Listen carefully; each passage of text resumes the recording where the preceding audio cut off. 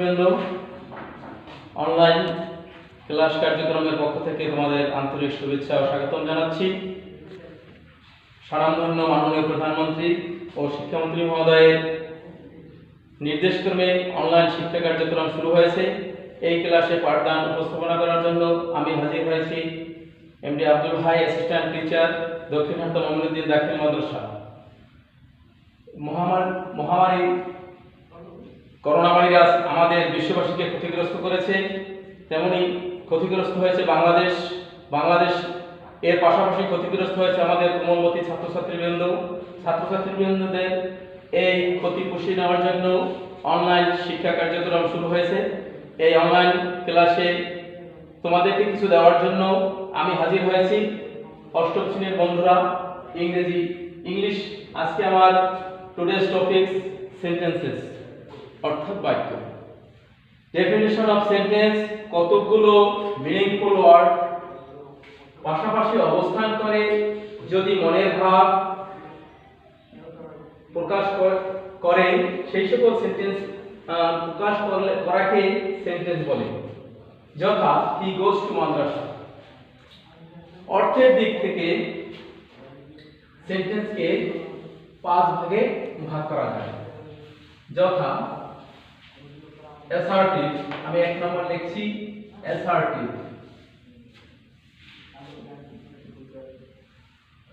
অর্থ বিবৃতি বা বর্ণনামূলক বাক্য।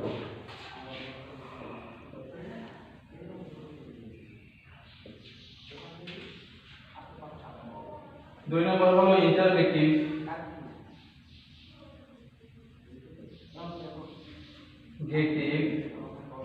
সেন্টেন্স।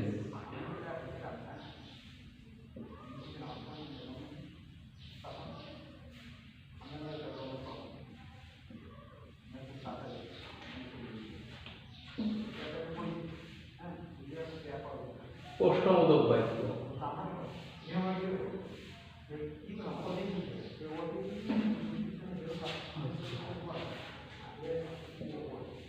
3 নম্বর হলো imperfect sentence।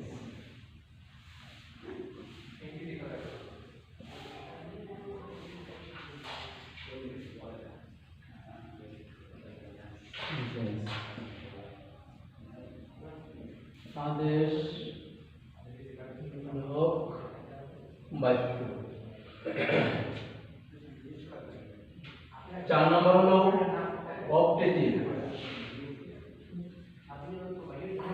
Optative sentence.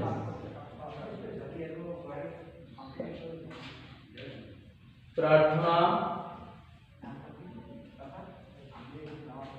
মূলক বাক্য। 5 নম্বর হলো এক্সক্লামেটরি।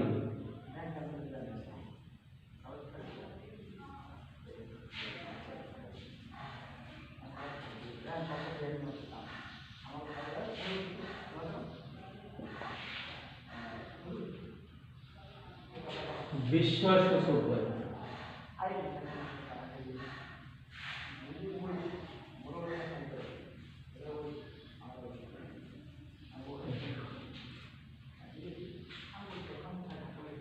এখন আমরা আলোচনা করব অ্যাসার্টিভ সেন্টেন্স কাকে বলে। যে সেন্টেন্স দ্বারা কোনো বিবৃতি প্রকাশ পায় সেই সেন্টেন্সকে আমরা অ্যাসার্টিভ সেন্টেন্স বলবো। যথা man is mortal।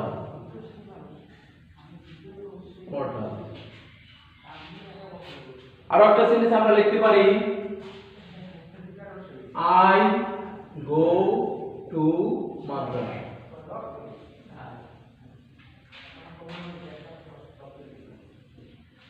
অ্যাসার্টিভ সেন্টেন্সকে আবার 2 ভাগে ভাগ করা যায়। একটা হলো অ্যাফার্মেটিভ সেন্টেন্স, আর একটা হলো নেগেটিভ সেন্টেন্স। অ্যাফার্মেটিভ সেন্টেন্স হলো হাবোধক বাক্য, অর্থাৎ এখানে হাসূচক সম্মতি বোঝাবে। যেমন অ্যাফার্মেটিভ সেন্টেন্সে আমরা লিখতে পারি, ঠিক আছে, অ্যাফার্মেটিভ সেন্টেন্স আমরা লিখতে পারি he is a good boy. আর নেগেটিভ সেন্টেন্স হলো নাবোধক, অর্থাৎ এটা নাসূচক বাক্য নির্দেশ করবে। নাসূচক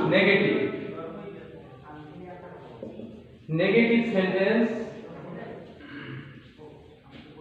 যে সেন্টেন্স দ্বারা সম্মতি বোঝাবে না, নাবোধক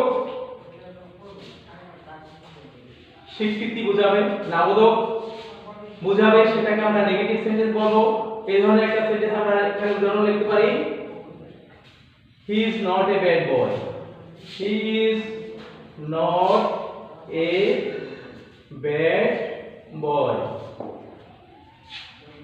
আর আমরা সেন্টেন্স লিখতে পারি, I do not like him. I do not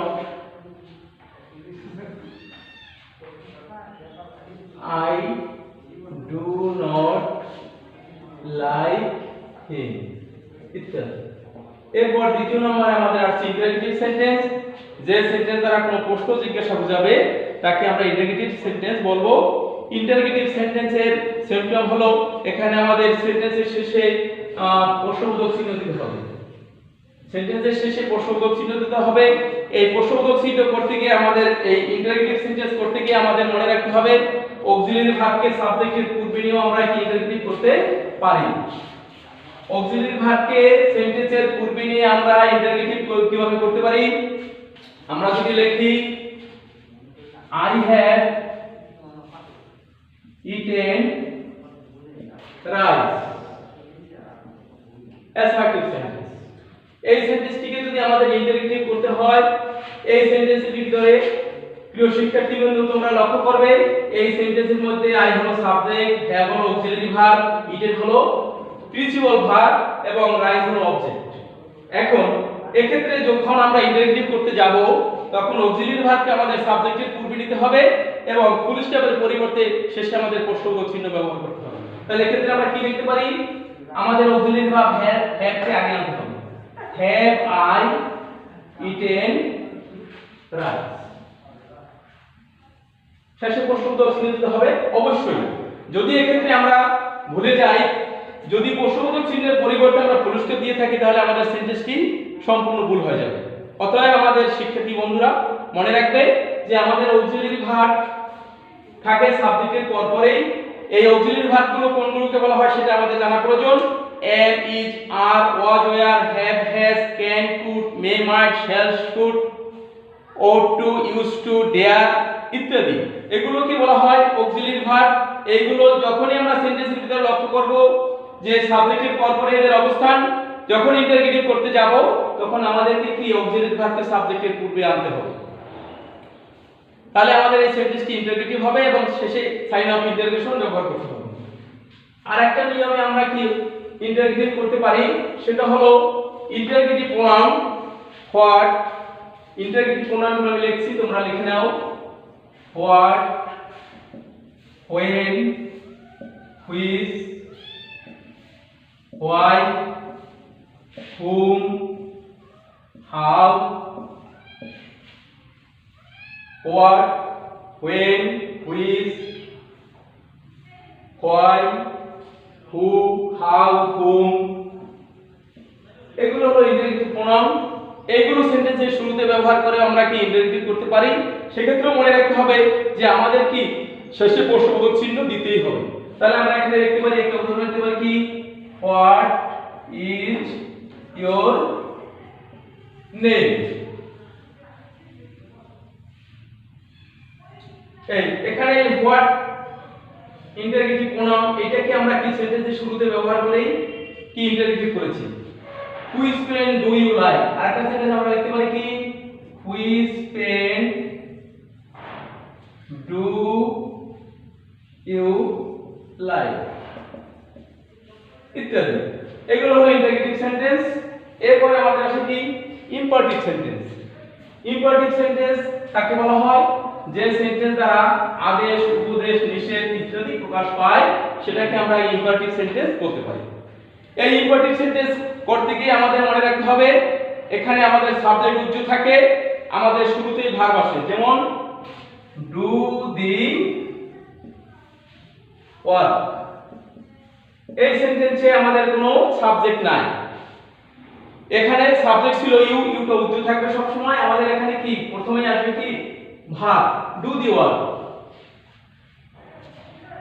আমাদের মনে রাখতে হবে যে এখানে এটা অ্যাফার্মেটিভ হতে পারে, নেগেটিভ হতে পারে। আমরা লিখছি ডু দি ওয়ার্ক, আবার লিখতে পারি কি do not make a noise.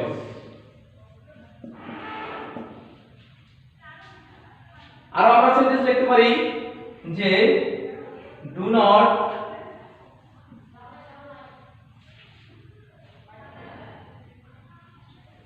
Run in the sun. আমরা আরো সেন্টেন্স লিখতে পারি স্পিক দ্য ট্রুথ।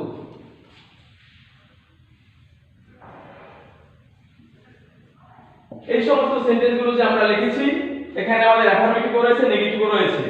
অর্থাৎ এখানে ডু দি ওয়ার্ক এই সেন্টেন্সটা এখানে কি আমাদের ডু হলো ভার্ব, এখানে আমাদের সাবজেক্ট নাই। ঠিক আছে? তো শিক্ষার্থী বন্ধুরা, এখানে আমরা আলোচনা যাব অবজেক্টিভ সেন্টেন্স, প্রার্থনামূলক প্রার্থনাসূচক বাক্য, যে বাক্য দ্বারা আমাদের কোনো ইচ্ছা প্রকাশ পাবে, প্রার্থনা প্রকাশ পাবে, সেটাকে আমরা কি অবজেক্টিভ সেন্টেন্স বলবো। যেমন may you live long, long. এরপরে এক্সক্লেমেটরি সেন্টেন্স, যে সেন্টেন্স বিশ্বসূচক বাক্য, যে সেন্টেন্স দ্বারা আমাদের আনন্দ দুঃখ প্রকাশ পাবে, সেটাকে আমরা কি এক্সক্লেমেটরি সেন্টেন্স বলবো। যেমন how charming the scenery is, how charming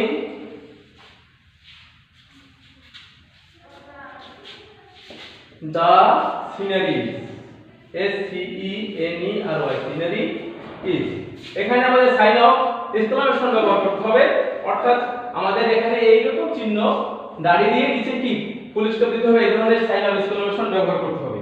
শিক্ষার্থী বন্ধুরা, আজকে আমরা যে আলোচনা শিখলাম, এখানে তোমরা যারা অংশগ্রহণ করেছো, কিছু না হলেও তোমাদের উপকার হয়েছে। তোমরা এই অনুষ্ঠানে অংশগ্রহণ করবে এবং বাড়িতে আমি যে পাঠ উপস্থাপনা করেছি এর ভিতর থেকে তোমাদের সবকিছু জ্ঞাত নাও হতে পারে, সবকিছু তোমার এই সংক্ষিপ্ত সময়ের মধ্যে সবকিছু তোমাদের বোধগম্য নাও হতে পারে। তোমরা বাড়িতে গিয়ে এই সেন্টেন্স এর চ্যাপ্টার রয়েছে, চেঞ্জিং সেন্টেন্সের চ্যাপ্টার রয়েছে, এই চ্যাপ্টারটি সুন্দর করে দেখবে, তাহলে তোমাদের যে সমস্যা রয়েছে সেগুলো দূর হবে। এবং তোমরা সংসদ টিভির মাধ্যমে, ইউটিউবের মাধ্যমে এই সমস্ত ক্লাস কার্যক্রম অনুসরণ করতে পারবে। অনুশীলন করলে তোমরা এর থেকে কি লাভবান হবে এবং আমাদের এই করোনা ভাইরাস থেকে যাতে আমরা কি আরোগ্য লাভ করতে পারি, মহান আল্লাহ রাব্বুল আলামিনের কাছে এই দোয়া করি আমরা যাতে পুনরায় ক্লাসে পাঠদানে অংশগ্রহণ করতে পারি। এই আশাবাদ ব্যক্ত করে সবাইকে ধন্যবাদ জ্ঞাপন করে আমি আমার সংক্ষিপ্ত আলোচনা শেষ করলাম। ধন্যবাদ।